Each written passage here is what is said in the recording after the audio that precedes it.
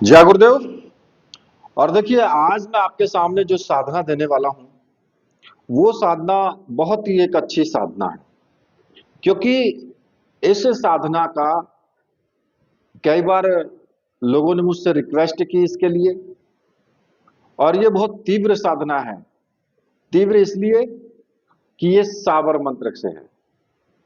अब बहुत सारे लोगों ने रिक्वेस्ट करके ये कहा जी हमें कोई ऐसी साधना या ऐसा कोई साबर मंत्र बताइए जिससे कि हम सामने वाले व्यक्ति के मन की बात जान सकें कि उसके मन में क्या चल रहा है। अब ऐसा ही एक साबर मंत्र मैं आज आपको जा रहा हूं। महाकाली का साबर मंत्र है, माता कालिका का, और बहुत तीव्र और शक्तिशाली है। देखिए, साबर मंत्रों के बारे में तो आपको पहले से ही पता है कि भाई वास्तव में वो बहुत ज्यादा तीव्र होते हैं। और जो ये जो साबर मंत्र है, इसमें माता काली और गुरु गोरखनाथ, इन दोनों का समावेश है इसके अंदर। और भगवान शिव पार्वती की दुहाई दी गई है, काल भैरव की भी दुहाई दी गई है। अब इनको दुहाई देकर सिद्ध किए जाने वाला मंत्र कैसा होगा, आप ये खुद ही अंदाजा लगा सकते हैं। देखिए, इस मंत्र में काफी कुछ ऐसी तीव्रताएं हैं कि ऐसा नहीं है कि आपके कान में आवाज आएगी, ऐसा नहीं है। इसमें ये कान वाला नहीं है कि भाई आपके कान में आकर के कोई बता देगी। ये एक ऐसा मंत्र है कि आपके अंदर से जो अंतर्मन है और जो अवचेतन आपका मस्तिष्क है, उसी में से आपके इसके विचार उठेंगे और वो विचार बिल्कुल सत्य होंगे। ज्यादातर साधनाओं में यही होता है कि विचार ही उठते हैं। और देखिए, बताने के लिए तो कान में भी जो बताते हैं ना, वो भी झूठ बोल देते हैं कभी कभी। तो इसलिए उसको ऐसा सोचना तो फिर बेकार है।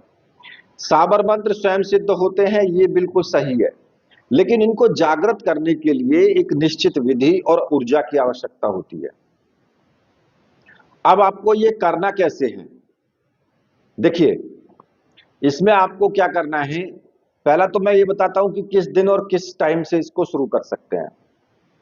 देखिए, इसको शुरू करने के लिए किसी भी अमावस्या से शुरू कर सकते हैं, किसी भी शनिवार से या मंगलवार से, या कोई ग्रहण काल हो तब भी आप इसकी शुरुआत कर सकते हैं। या फिर जैसे कि दीपावली, होली, इन दिनों में भी आप शुरू कर सकते हैं। और रात्रि के 10 बजे के बाद ही आपको मंत्र जाप करना है, क्योंकि 10 बजे के बाद ही आपको निश्चित करना है कि हमें साधना इस वक्त करनी है। और एक ही टाइम रहना चाहिए प्रतिदिन। अब दिशा और आसन कौन सा होगा, आपका मुख दक्षिण दिशा की तरफ रहेगा। और बैठने के लिए आप लाल या काले रंग का ऊनी आसन आप ले सकते हैं, जो कि सर्वश्रेष्ठ होता है। वस्त्र कैसे धारण करोगे, लाल या काले, और ढीले ढाले वस्त्र होने चाहिए इसमें, ठीक है। सरसों के तेल का एक दीपक होगा चौमुखा, जिसमें 4 बत्तियां होंगी। मिट्टी का दीपक ले लेना, ठीक है। उसमें सरसों का तेल डाल करके 4 बत्ती डाल करके 4 चौमुखा दीपक आपको जलाना है। लोबान गूगल की धूप होनी चाहिए, लाल रंग के पुष्प हो जैसे कि गुड़हल वगैरह के, क्योंकि गुड़हल का फूल जो है माता की पूजा में विशेषकर चढ़ता है। कुमकुम, और प्रसाद के लिए पेड़े ले लेना या बतासे ले लेना, ठीक है। थोड़ा सा जल भर के जरूर रखना, एक कटोरी में या गिलास में। ये तो हो गई आपकी सामग्री। इसके अलावा जो आपको सामग्री चाहिए वो मैं आपको बता रहा हूं। देखिए, एक महाकाली यंत्र और एक काली हकीक की माला और एक रक्षा माला, ये आपको तीनों सामग्रियां चाहिए। और ये तीनों सामग्रियां मंत्र सिद्ध और प्राण प्रतिष्ठा युक्त होनी चाहिए, विशेषकर काली और गोरख मंत्रों से, ठीक है। और ये प्राण प्रतिष्ठित सामग्री अगर आपको चाहिए तो व्हाट्सएप नंबर दिया गया है वीडियो में, वहां से आप व्हाट्सएप करके और प्राप्त कर सकते हैं। जब ये सामग्री आपको प्राप्त हो जाए तो अब आपको जो साधना करनी है वो किसी एकांत रूम में साधना करनी है। आपको कहीं बाहर जाने की आवश्यकता नहीं है, अपने घर में ही एकांत रूम में कर सकते हो, या अपने जो पूजा घर होता है उसमें भी कर सकते हो। अब स्नान करके बिल्कुल स्वच्छ वस्त्र धारण करें और लकड़ी की चौकी सामने रख लें, उस पर लाल रंग का कपड़ा बिछा लें और उस पर ही माता काली की तस्वीर हो, भगवान शिव पार्वती की और गोरखनाथ जी का चित्र हो, और अपने गुरु का भी चित्र आप रख सकते हैं अगर कोई आपका अलग से कोई गुरु है तो। अगर आपने डॉक्टर नारायण दत्त श्रीमाली जी को गुरु माना हुआ है, आपने गुरु दीक्षा ली है, तो फिर आप महाकाली, भगवान शिव और गुरुदेव का चित्र आप सामने रखें, ठीक है। और उन्हीं के सामने एक प्लेट में आपको जो है वो यंत्र, जो महाकाली यंत्र है, यंत्र को आप स्थापित कर दें, धूप दीप जला लें, दीपक जला लें, ठीक है। और सारी सामग्री अपने पास ही रख लें। दक्षिण दिशा की तरफ मुख करके आपको बैठना है। दीपक आपको जलाना है चौमुखा, ठीक है, जिसमें 4 बत्तियां हैं उसको। अब आपको क्या करना है कि थोड़ा सा जल अपने सीधे हाथ में लेना है, इस प्रकार से, ऐसे देखिए, ये इस तरीके से, और इसमें आपको बोलना है कि मैं, अपना नाम बोले, अपना गोत्र बोले, आज इस मंत्र की सिद्धि और अमुक कार्य, जो भी आपका कार्य है उसकी पूर्ति के लिए ये साधना कर रहा हूं। माता काली और गुरु गोरखनाथ मुझे सफलता प्रदान करें और मुझे आशीर्वाद दें, और उस जल को जमीन पर आप छोड़ दें, ठीक है। अब आपको सबसे पहले क्या करना होगा, सबसे पहले आपको अपने गुरु का पूजन करना है, जो भी आपके गुरु हैं। अगर आपने भगवान शिव को गुरु माना है तो फिर आप भगवान शिव का ही पूजन करेंगे, और अगर डॉक्टर नारायण दत्त श्रीमाली जी आपके गुरु हैं तो फिर आपको उन्हीं का पूजन करना है। गुरु चादर ओढ़ लें ऊपर से, अगर आपके पास है तो प्रोटेक्शन का कार्य करती है। गुरुदेव को सिंदूर से या कुमकुम से टीका लगाएं, पुष्प चढ़ाएं और धूप दीप जो है वो उनको दिखाएं, और गुरुदेव से प्रार्थना करें कि गुरुदेव, मैं ये साधना करने जा रहा हूं, मुझे इसमें पूर्ण सफलता मिले, मुझे आशीर्वाद दीजिए, आज्ञा प्रदान कीजिए। और मन ही मन आज्ञा लेकर के अपने गुरु मंत्र की एक माला का जाप जरूर करें। अगर आपने डॉक्टर नारायण दत्त श्रीमाली जी को गुरु माना है तो फिर आप ओम परम तत्वाय नारायणाय गुरुभ्यो नमः इस मंत्र का जाप करें। अगर आपने भगवान शिव को गुरु माना है तो फिर आप ओम नमः शिवाय इस मंत्र का जाप करें, ठीक है। अब इसके बाद में आप शैक्षित रूप से छोटा सा गणेश जी का पूजन कर सकते हैं। गणेश जी को भी आप टीका लगाएं, धूप दीप दिखाएं, पुष्प चढ़ाएं और उनसे प्रार्थना करें कि हे गणपति, हे विघ्नहर्ता, मेरी जो साधना मैं कर रहा हूं, इस साधना में अगर कोई विघ्न आता है तो आप उनका हरण करें, और 5 मिनट, 2 मिनट या 1 मिनट उनका जो है आंख बंद करके उनका ध्यान करें, ठीक है। अब इसके बाद में, क्योंकि देखिए मैंने आपको पहले ही बताया है कि ये साबर मंत्र है, और साबर मंत्रों में सर्वार्थ साधक साबर मंत्र, इसका जाप करना विशेष कर जरूरी होता है। क्यों? क्योंकि साबर मंत्रों में अगर आप सर्वार्थ साधक साबर मंत्र का जाप करते हैं तो मंत्र जल्दी सिद्ध होता है, सफलता जल्दी मिलती है, दूसरा कोई विघ्न नहीं आता है। अब उसको आपको जपना कैसे? केवल 21 बार आपको जाप करना है। बता रहा हूं मैं किस प्रकार से आपको कौन सा मंत्र बोलना है। गुरु सठ गुरु है वीर, गुरु साहब सुमरो बड़ी भात, सिंगी टोरो वन कहो मन नाम करतार, सकल गुरुन का हर बजे घट्टा पकड़ उठ जाग, चेत संभार श्री परमहंस।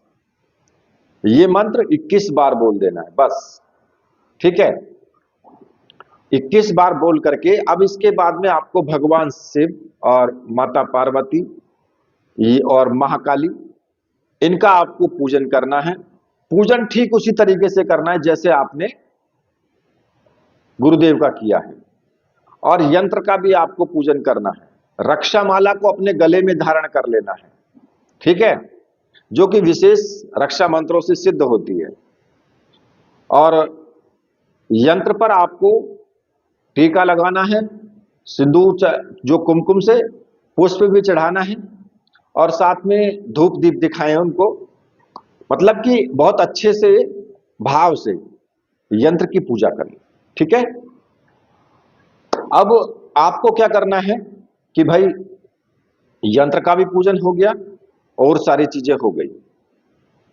अब इसमें आपको जो आपका मुख्य मंत्र है उस मंत्र का आपको जाप शुरू कर देना है, और जो काले हकीक की माला रखी है उससे आपको मंत्र जाप करना है। मंत्र आपको बोलना है, ओम क्रीम क्रीम क्रीम काल के काल स्वरूपा जनावे, अमुक के मन की बात देवे सही गलत का ज्ञान, सहायक होए गोरखनाथ, दुहाई महादेव गौरा पार्वती की, माता सती की दुहाई, दुहाई काल भैरव की। इस मंत्र का आपको जाप करना है, ठीक है। अमुक जहां शब्द आया है तो आपको मंत्र सिद्ध करते समय अमुक ही नाम लेना है, ठीक है, और कोई एक्स्ट्रा नहीं है।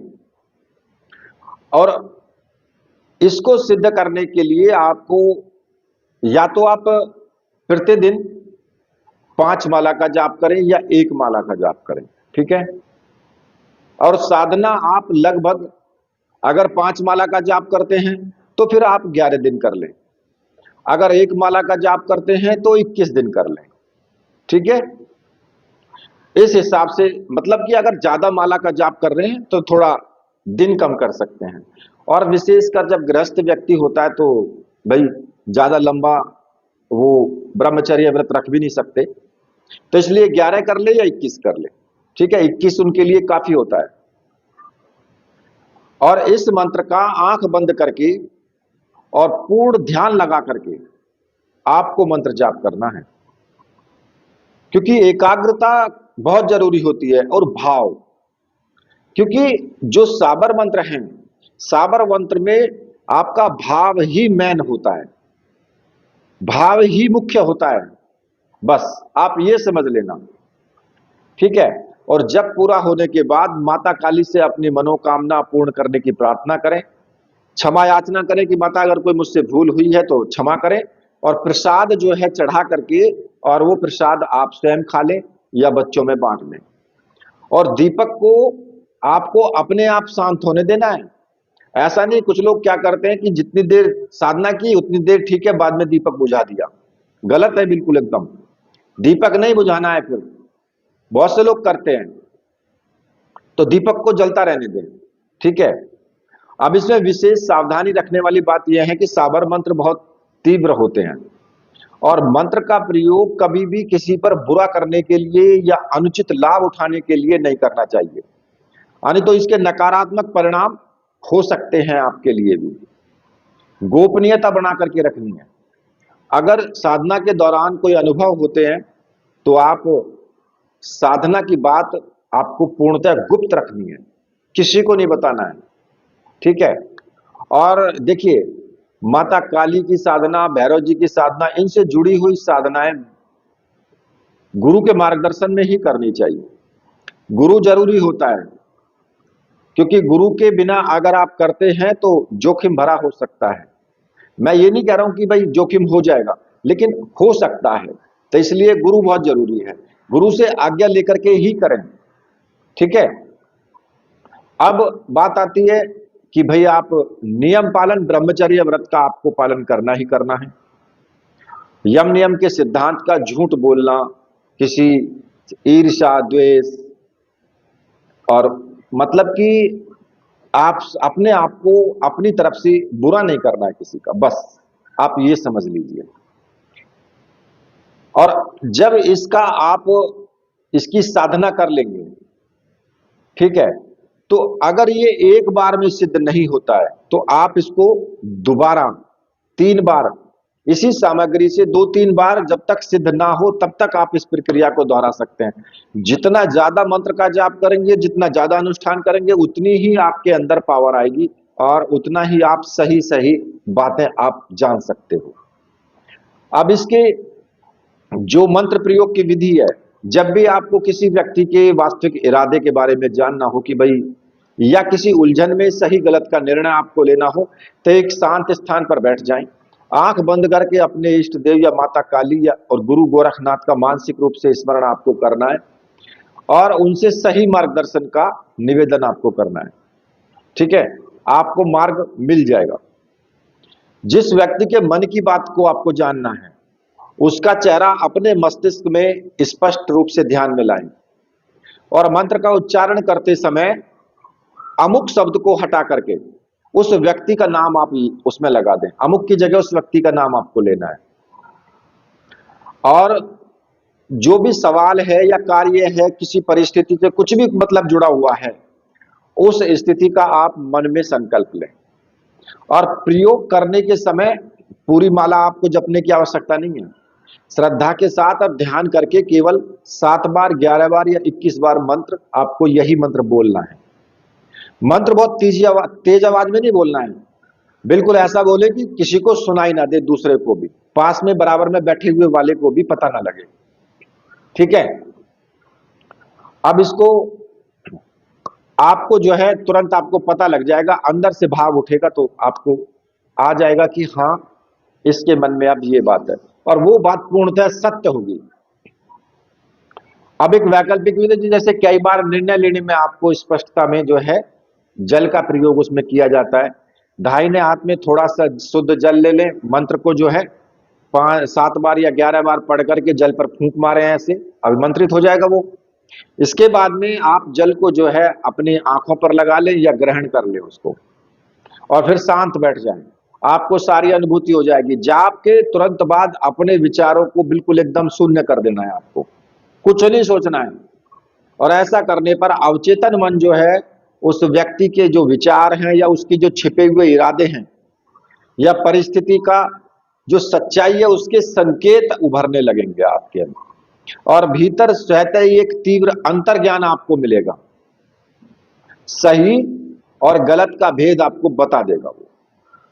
ठीक है, और मंत्र की शक्ति को बनाए रखने के लिए साल में एक बार, होली, दीपावली, ग्रहण में आप इस मंत्र का जाप करते रहें। एक माला का जाप कम से कम कर लें। ठीक है, तो ये शक्ति आपकी बनी रहेगी इस मंत्र की। अब देखिए, वीडियो पूरी हो चुकी है। अगर वीडियो आपको अच्छी लगी है तो वीडियो को लाइक शेयर करें, चैनल को सब्सक्राइब और फॉलो करें हमें। इसी के साथ मेरे साथ बोली बोली वीर बजरंगबली हनुमान जी महाराज की जय। बोले मेरे परमहंस गुरुदेव की जय।